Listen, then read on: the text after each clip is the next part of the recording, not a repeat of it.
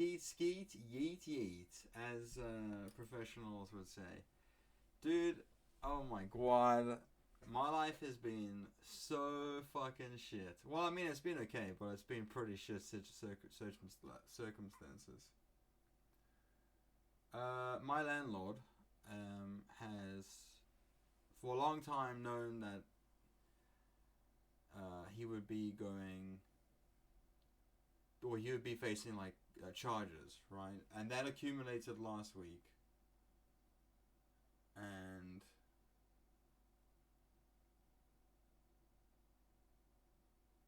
he decided not to go to jail.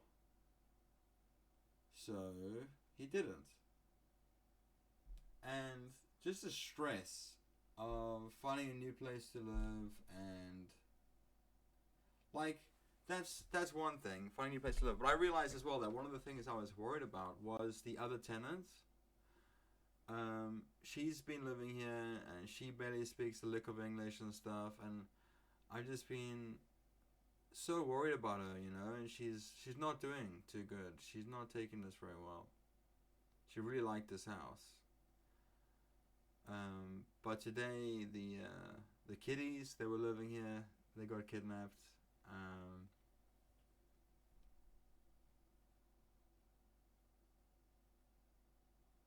It's just been an emotional roller coaster. And the worst part is, like, I'm listening to this book. Listen, I'm going to tell you guys a book that it hasn't changed my life, but I've thoroughly enjoyed it. So this is an audio book. I don't read anymore. In fact, I have bought this PC Gamer, right? I bought this on Sunday, and Monday was a public holiday, and all I've done was open it, and I've read the back. There's like 2 books, right? Check this out. Look at this clickbait. 100 of the best PC or top PC games of 2021, right? I read the first 2 pages, flipped through to the last one to see what their best game was of current generation or whatever. And then I haven't even opened the PC MacBook. The reason I bought it was Dying Light 2. I was like, oh yeah, check that out, you know. I actually have it pre-ordered because I'm a sucker. And no one should be pre-ordering. It's against the PC Master Race.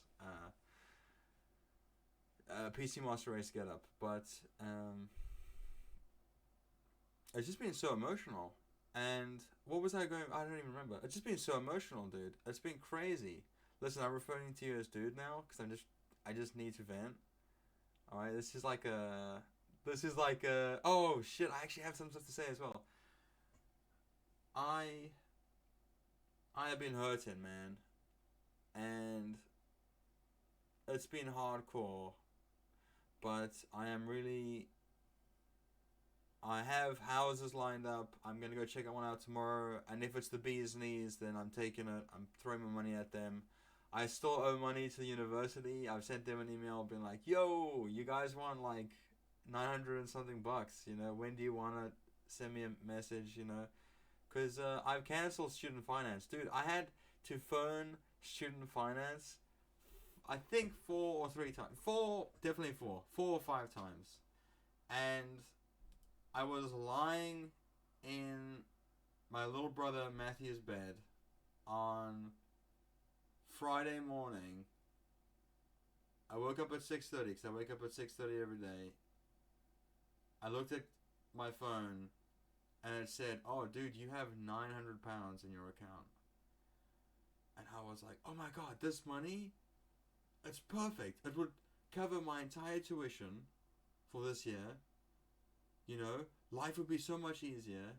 If we got that out the way, I wouldn't have to worry about that. That's like, this would fix my problems. This money could fix my problems." And then I thought, how did it get in my account?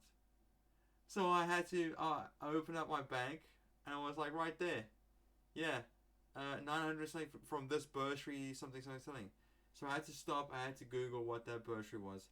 It was the goddamn student payment service. Whatever it's called, Student Finance England. And I was like, I phoned about a month ago and I cancelled that bad boy, and they still sent me a payment. So I logged into the service, and God forbid, right? I don't know what the saying is, but God forbid sounds pretty good here. And those mother truckers had put a little ticket, like they put a little note on my account that said, "Oh, please cancel this guy when you get a chance." And then they had fucking sent the money anyway. So I had the first payment out of like the payments I was gonna get to survive on, right? That's like the whole purpose of this. I had to cancel that shit. I spoke to a really helpful guy and he cancelled it for me at 8 o'clock. They only opened at 8, so I phoned. The guy picked up the phone within 2 minutes. And then he was on the phone for an hour, but they picked up the phone for 2 minutes. And it blew my mind, because I've been on hold. I expected to be on hold for such a long time. I've been on hold for an hour, I've been on hold for 30 minutes, you know. And this guy picked it up like bam, and I was just like crazy. And this guy had a thick Scottish accent, and that's how you know they know what they're doing, right? I've spoken to multiple people on this thing. If they have a thick Scottish accent, right? Because I think all the call centers are up in like Dublin or something. I'm just making it up. Holy shit, Dublin is Ireland. Yeah, don't quote me. I'm just making up stuff, right? So that you know what I'm referring to. All the call centers are in Scotland. I don't know what the hell is in Scotland that I can refer. Aberdeen. All the call centers are in Aberdeen, and I am banned from going to Aberdeen because Aberdeen cursed a good friend of mine, and so I will not set foot in Aberdeen if I can help it. Allah praise it. I can't remember any of the sayings from my book. Anyway, the book. Oh Jesus! All right, so the book. This book is really. I thought it was non-fiction. Turns out it's a bit of fiction, to be honest. And when the guy started quoting the other guy directly that he remembers from 35 years ago or something, I was like, well, that's a bit, like very interesting that he remembered the exact way this guy said this 35 years ago. And then I was like, no, it kind of broke my suspension and disbelief. And then I googled it, and it's a fictional book. That's done. Alright, you gotta check this shit out. It is called Shantaram by Gregory David Roberts. Now, this guy really wishes his name was Libaba, but it's not. So that is Shantaram. Oh God, get that goddamn, get it, phone, get it. There you go, Shantaram, Gregory David Roberts. I got this on Audible from my dad's account. That's right, I don't pay for Audible. What can you do about it? You can probably download it legally if you want, but I've been listening to that, and then every now and then when it gets a little bit too heavy or get a little bit too bored, then I jump to another podcast. Now, podcasts, I think I've already spoken about this, but you gotta get yourself Podcast Addict is the app that I use. Oh God, come on, this is gonna be a completely visual podcast. There's Podcast Addict, huzzah! And I would highly recommend the Jocko podcast, right? This guy, he speaks some stuff, man. He speaks some stuff. And he interviews people who've had horrible stuff happen to them on purpose. So it's quite interesting. So I listen to him, and then when his episode dies, I look at the rest of my list and I think, do I really want to listen to Bill Burr right now? Nah. There's no Forehead Fables. There's no official podcast. And fuck ever listening to Packet Pushers. Well, I downloaded that so I can be smarter by networking, but that's not happening. So I just ignore that one. And I go back and I open up Audible and I go and listen to Shantaram. I've got 4 hours and 20 minutes left of this audiobook, which is quite long. I expected it to be almost finished by now. But this audiobook is, I think in total, it is a 30-something hour audiobook. No, 40-something hour. 43 hours. And I have enjoyed 70, 80%, 80 to 90% of this book I've enjoyed. However, I am getting a lot of parts now, and maybe for some time, where I've just sat there and thought, this is a little bit too, I have to really suspend belief here to enjoy this part, So I don't know if that's just the writer, like rolling with being this god tier man, you know, because of course he's gonna hype up this guy. It's not a human. It's in the beginning it was like a humanist character that you can refer to. Lin. Holy shit, his name is Lin. Oh my god, Jesus, Lin Baba. And the guy that reads it he puts on all these accents and it's crazy. Yeah, it might be a little bit racy, but it's good still. I enjoyed it. And I'm still enjoying it. But when that ends, I don't know what I'm gonna do with myself. I'm gonna have to download some shitty audiobook about China or something. I don't know. But anyway, what was I trying to say? I spoke about the book. Oh yeah. I had one thing here bookmarked, and then I'm just gonna roof it. All right, I'm not gonna try and read all this stuff. Oh.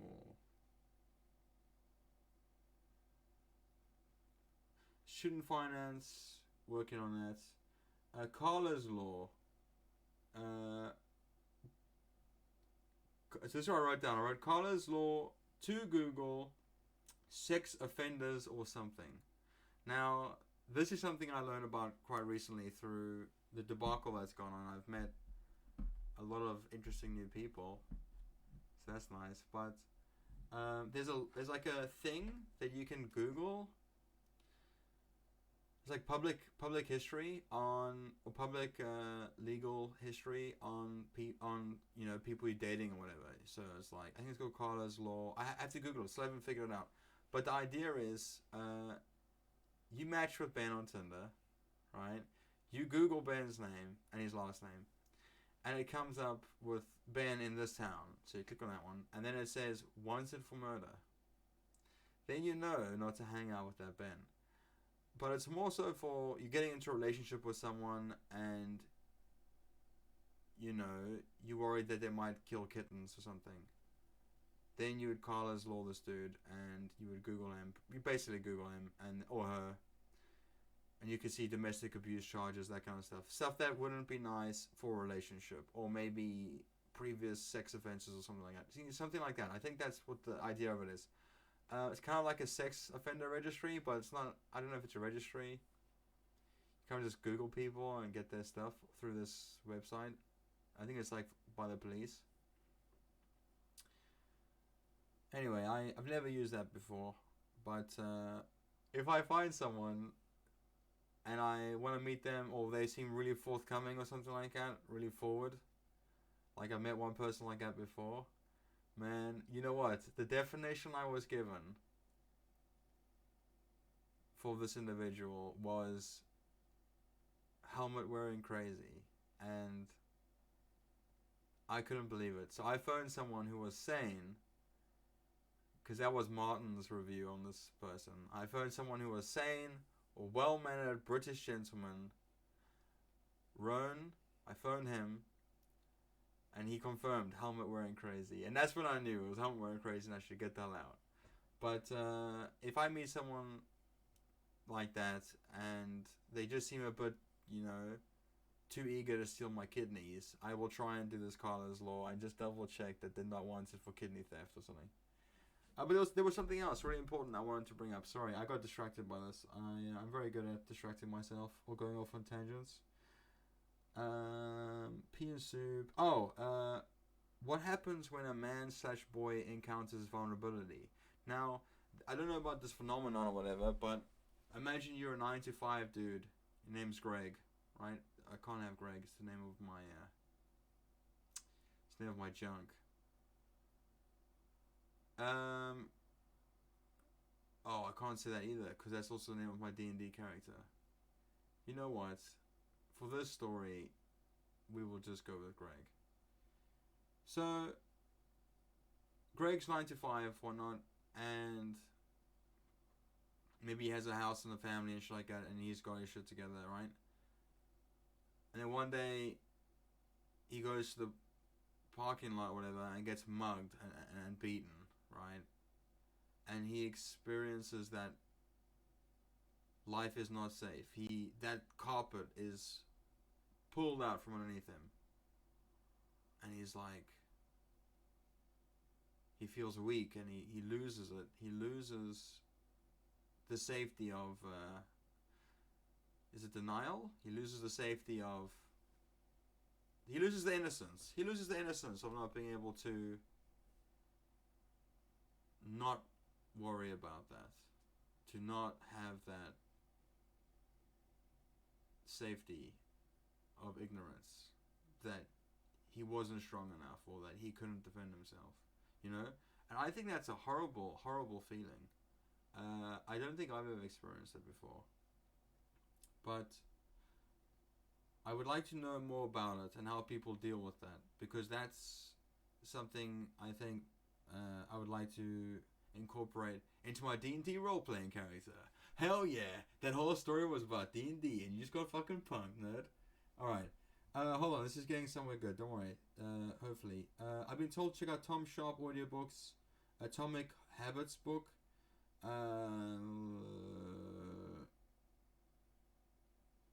Catbug, Bravest Warrior, How It Feels to Play Doom. Yes! Okay, here we go.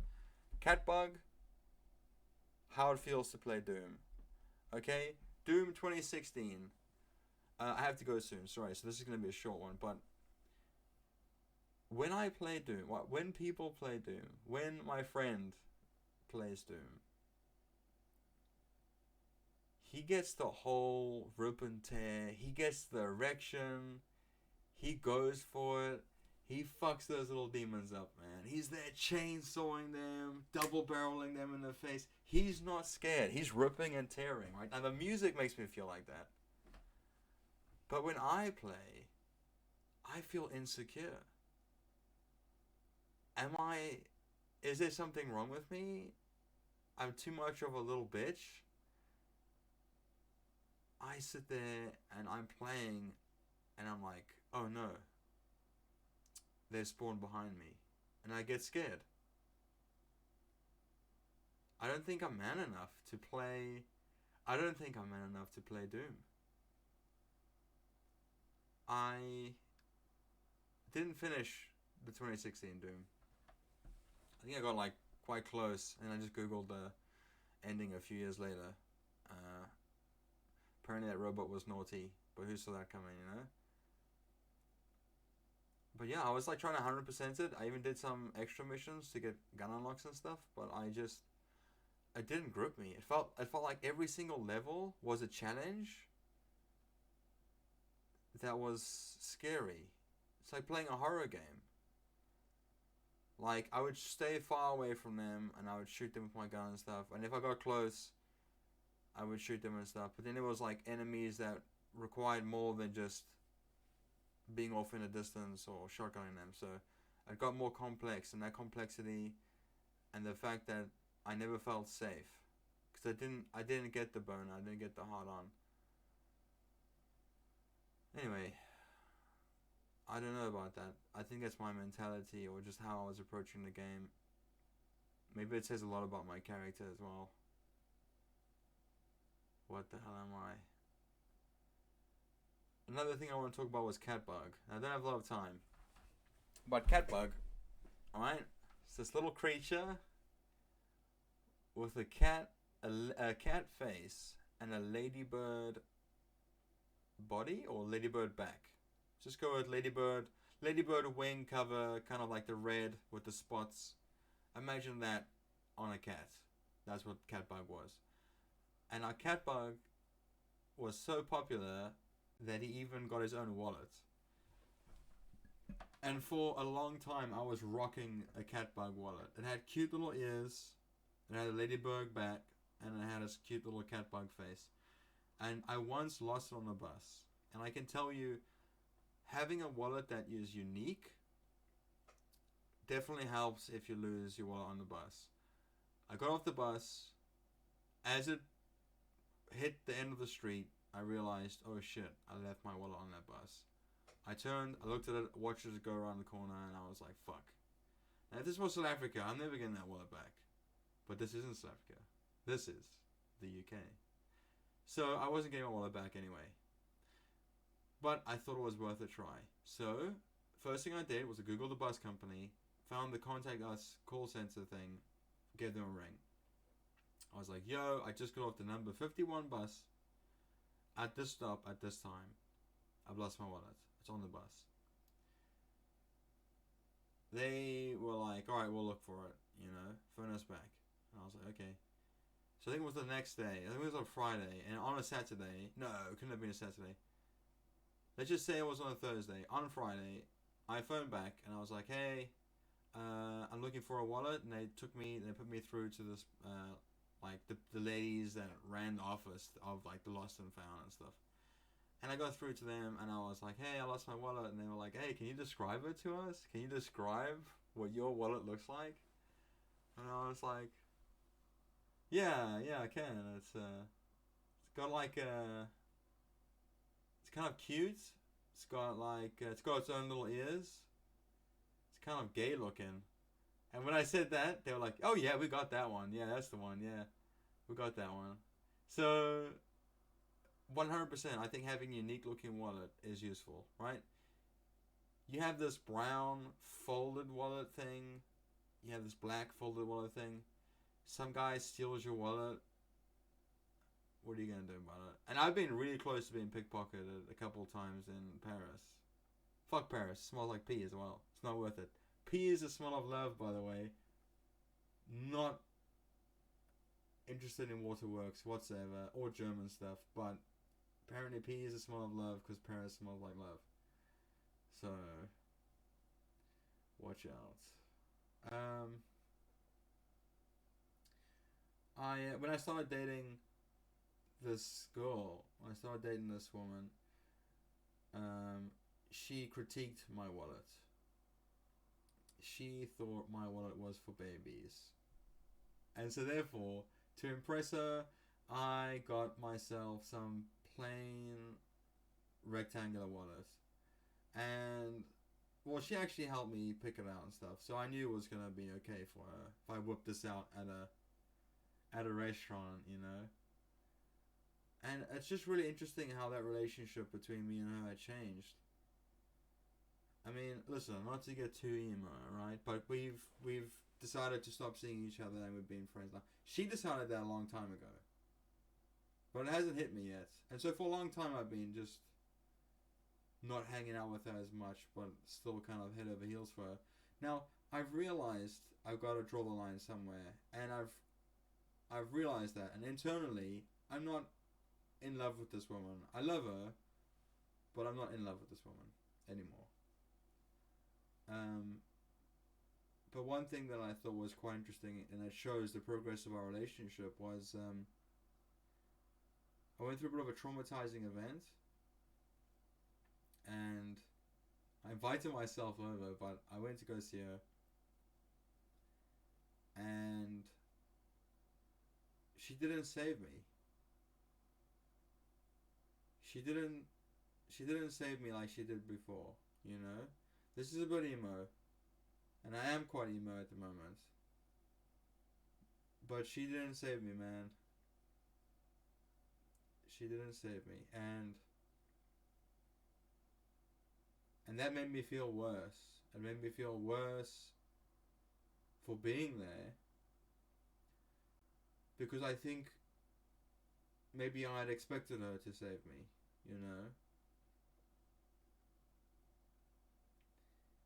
And to her, I'm just a friend now. We've done that.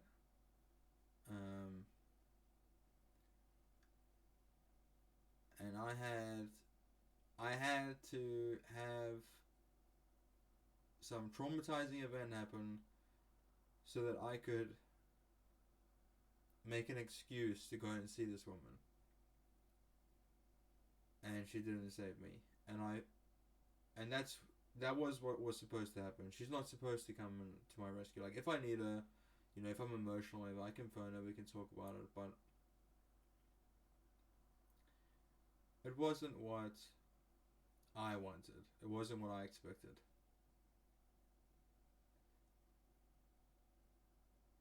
And that just it just showed that the relationship had progressed to a point where that wasn't something that she deemed acceptable, or maybe it just wasn't I don't know. Listen, the moral of the story is that I'm not saying like hate all women or anything like that, and I'm just saying that I saw that difference in my relationship with this woman, and I thought that it was good because we weren't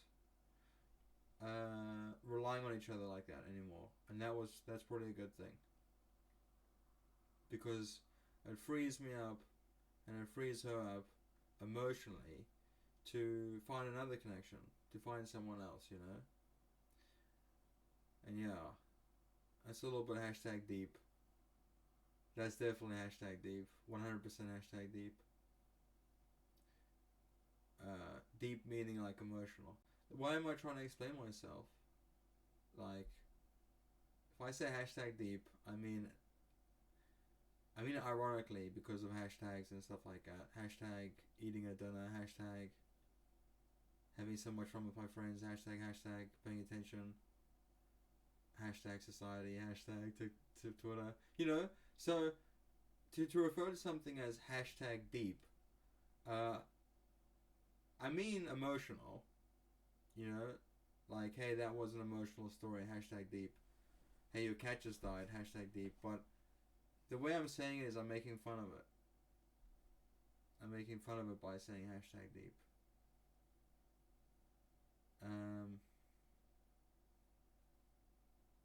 I think I do that quite a lot with my humor and stuff like that, you know? And I was speaking to someone else, and they said they appreciated my jokes. We were having a very serious conversation, and I would just crack jokes every now and then. And I think she appreciated that, but 99% of people, I don't know. She appreciated that, and she said that if you don't laugh, then you're gonna cry, you know. And I was like, that is very true. That is very true.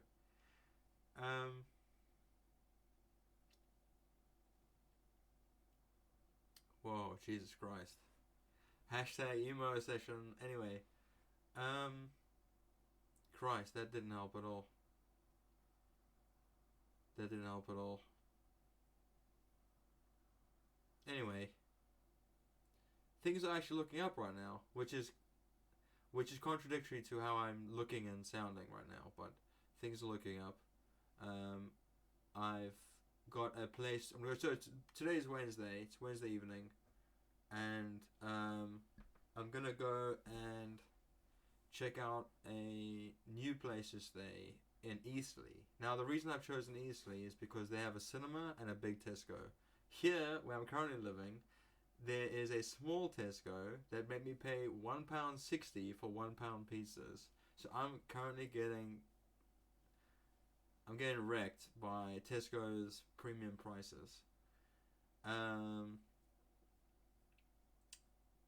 And so if I move to a bigger Tesco, I'll get the sweet deals. It's like moving next to a large superstore. You know, things are cheaper than the little off-brand stores or the smaller versions of the same store chain, you know? That's just something I've experienced. If I go traveling, I will look for a superstore because then I know I'm not getting fucked when I'm handing in my euros and I'm like, what, €6 for that? That's crazy. But if you go anywhere else, I don't know the exchange rate. So what I do is I sit there and I think, alright, this store wants X amount of euros for that Red Bull. And then I'll go, okay, cool. Then I run over to another store and I'll be like, oh, that store wants €3 for the Red Bull. This store is more expensive than the last store.